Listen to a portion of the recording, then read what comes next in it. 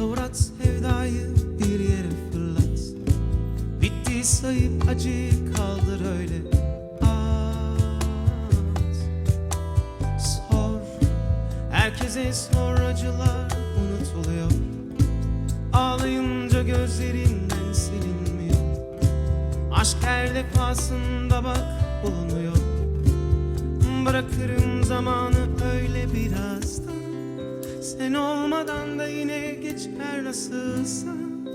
Hatırla bunları, sakın unutma diyordun ama o zaman gülüyordun. Yanımdaydın, canımdaydın. Şimdi nasıl geçer bu ömür? Susma, söyle nasıl yaşar böyle insan. Susma, konuş hadi anlat büyük insan. Söyle, bir aşk mı çare olurdu, zaman mı böyle kaldırıp atardık ya sevdayı. Susma, söyle nasıl yapar bunu insan. Susma, nasıl da anlat hadi ayrılırsan.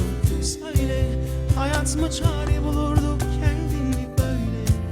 Büyük aşklar böyle mi biterdi?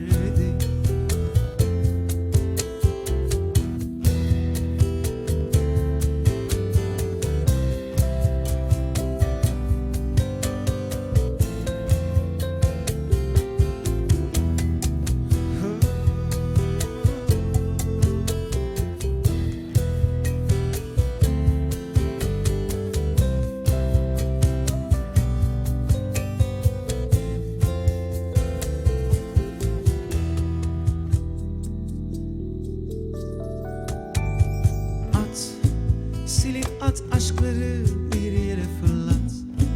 Bitti sanki derdini kaldır öyle at.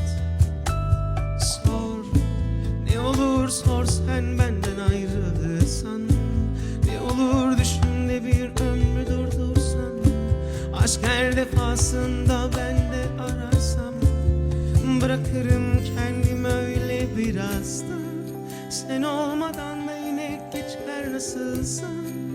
Hatırla bunları, sakın unutma diyordun ama o zaman gülüyordun. Yanımdaydın, canımdaydın. Şimdi nasıl geçer bu ömür? Susma, söyle nasıl yaşar böyle insan. Susma, konuş hadi anlat büyük insan. Söyle, bir aşk mı çare olurdu, zaman mı böyle kaldırıp atardık ya sevdayı. Susma, söyle nasıl yapar bunu insan. Susma, nasıl da anlat hadi ayrılırsan.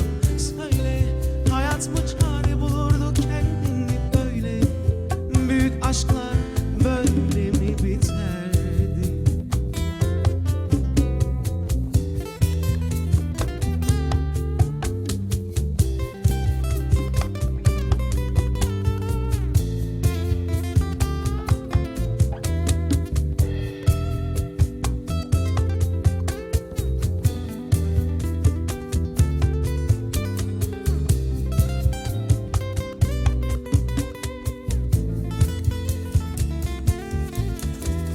Susma, hani aşk insanı zaten bulurdu. Susma, hani yıllar aşka çare olurdu.